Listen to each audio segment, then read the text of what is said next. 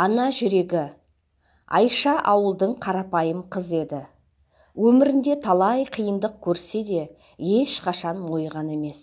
Жастайынан еңбекке араласып, өмірдің ащы тұщысын татқан ол ерте тұрмысқа шыққан.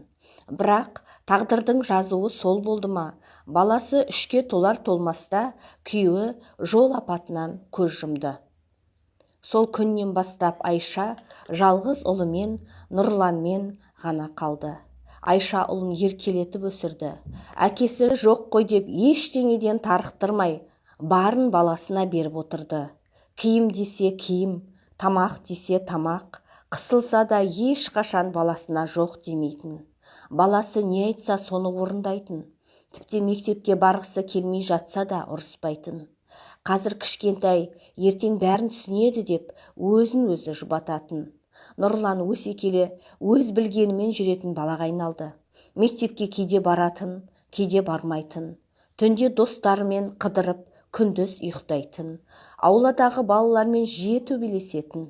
Бірақ Айша баласының әр әрекетін ақтап алатын. Менің балам бұлай істемейді деп бәріне қарсы шығатын.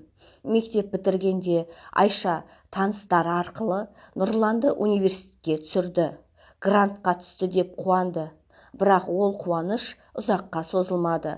Нұрлан оқуға да бармады. Сабақтан жиі қалатын. Ақыры оқудан шығарылды.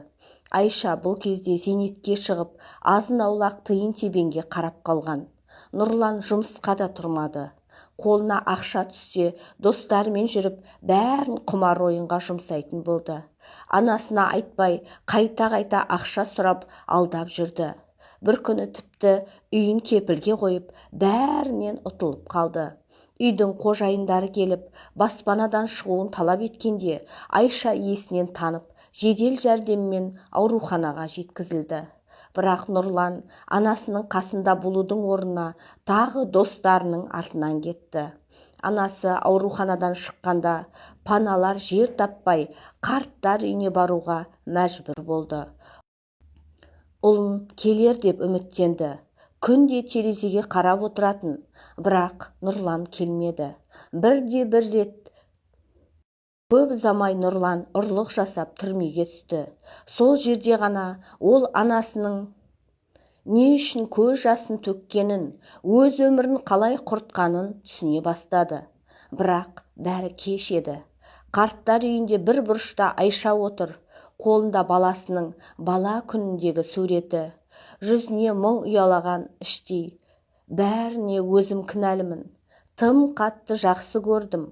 Тым қатты еркелеттім деп сыбырлайды.